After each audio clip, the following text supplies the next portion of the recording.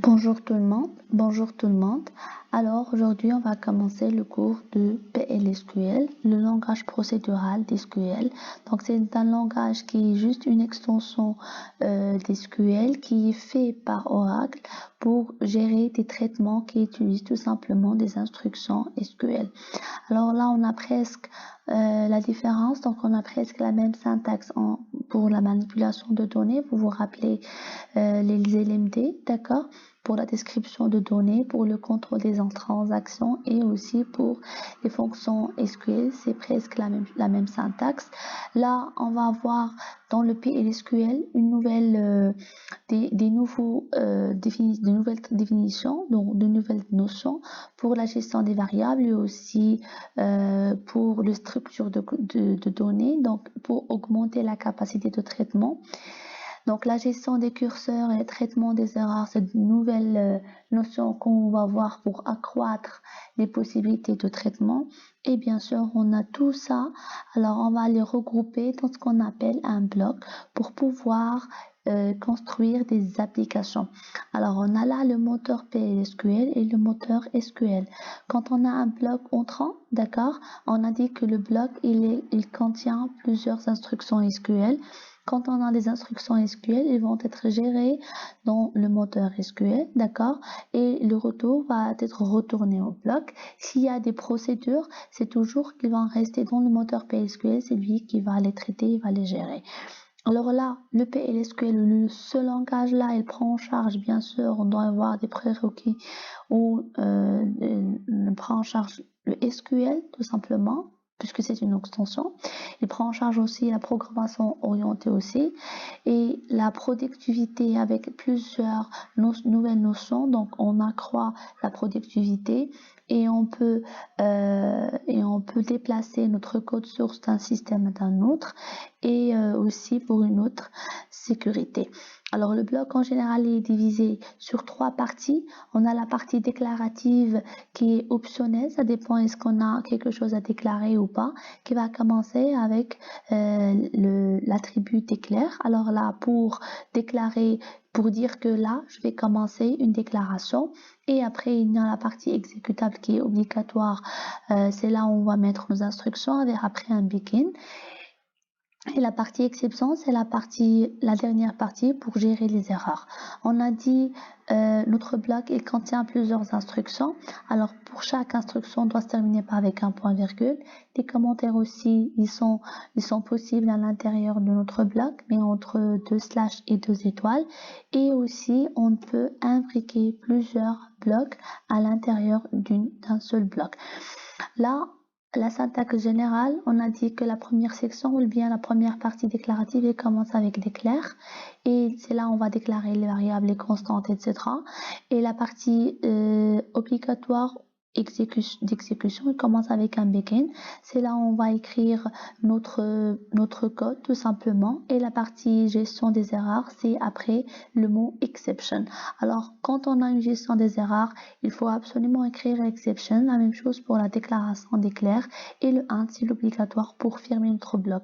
Et on a dit qu'on peut imbriquer un bloc à l'intérieur de notre bloc supérieur. On va commencer par la déclaration des variables. On a dit ici, c'est là où on va déclarer les variables. Donc après déclare, donc si on veut déclarer une variable, on met tout simplement le nom de la variable. On peut faire ce qu'on veut, donc une chaîne de caractères composée de lettres, de chiffres, etc. Et si c'est une variable qui est constante, donc on écrit constante, mais là, pour indiquer que cette valeur ne va pas changer lors de l'exécution de notre bloc, et aussi si on précise que c'est une constante, on doit l'initialiser. Après, on déclare le type de la variable qu'on va voir tout de suite, les différents types. Et aussi, on va dire que si on dit qu'il est non nul, ça veut dire qu'on doit insérer obligatoirement, on doit déclarer obligatoirement on doit déclarer obligatoirement la valeur, on doit lui donner on doit introduire obligatoirement la valeur et puis on lui affecte avec 2 points égales la valeur de l'expression. Sans oublier que le default, c'est on lui affecte on lui affecte une valeur par défaut, d'accord, une expression ou une nada par défaut à notre variable. Les types de variables qu'on a ici, number c'est un nombre qui est réel avec des chiffres significatifs, stockés et décimales. Et pour dire que le nombre il est entier, donc avec le PLS integer, on peut le déclarer, c'est le type pour dire que le nombre est entier. Le char et le varchar, c'est tous les deux pour déclarer des chaînes de caractères. À la seule différence, vaut mieux utiliser le varchar 2 parce que là, la longueur il est variable dans la mémoire. La création de mémoire de longueur n, il est variable, alors que là, la longueur il est fixe. Pour booléen, c'est true ou false, tout simplement la date pour dire que c'est une date. Ça, c'est quand on a une longue description. Constante, on vient de la voir juste avant. Et le row ID là, le row ID, il identifie de manière unique chaque ligne d'une table dans une base de données. On lui donne une adresse absolue. Quand on fait les affectations, faut toujours pas oublier que dans le PLS SQL, on le déclare avec 2 points égales. Pour les attributs, on a de nouveaux attributs à déclarer, il faut faire très attention. On a l'attribut subtype. Qu'est-ce qu'il fait là? Il redéfinit, d'accord, un type qu'on l'a pas et on veut redéfinir, on lui donner un nom. Donc sur le subtype là, on lui donne un nom du type et après on lui affecte les types qu'on connaît déjà, qui sont déjà existants. Donc ici, on va définir un nouveau type qui est le nom d'employé. Donc le subtype là, c'est un mot-clé obligatoire pour dire qu'on va définir un nouveau type. Et ce type-là, qu'est-ce qu'on lui a donné? C'est une chaîne de caractères de encore 20. Il est non nul. Il est initialisé à inconnu tout simplement. Après là, on va déclarer quoi? On va déclarer le nom, c'est une variable, et son type est le nom employé. Le deuxième attribut, c'est l'attribut pourcentage type. Alors, qu'est-ce qu'on fait là? Si on a une variable et on veut ramener le type d'une colonne qui est déjà existante dans notre base de données ou elle bien déjà définie, donc on fait le nom de la variable, on déclare le nom de la table pointé sur le nom de la colonne et non pas le contraire, d'accord? Donc après, on ramène son type. Donc l'exemple qu'on a là, le nom amp, c'est la variable, c'est la nouvelle variable. Quel est son type? Il est du même type que le nom, d'accord? Que le champ, que la colonne nom qui est dans la table employé. Puis le pourcentage type, c'est lui qui va ramener le type. La deuxième utilisation du pourcentage type, par exemple, si on a déjà une variable, d'accord, et on veut juste ramener son type, donc on déclare la même chose ici, on a la datecom, c'est une variable de type type, d'accord, on va déclarer notre variable du même type que cette variable-là, donc c'est une variable de référence, on lui ramène son type. Le troisième attribut, c'est le row type.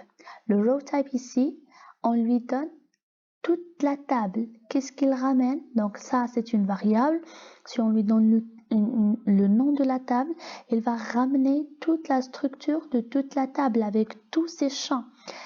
Elle est vide. Donc ici, qu'est-ce qu'on a fait? Donc on a employé, dans l'exemple, donc employé, c'est une variable du même type que la table employée.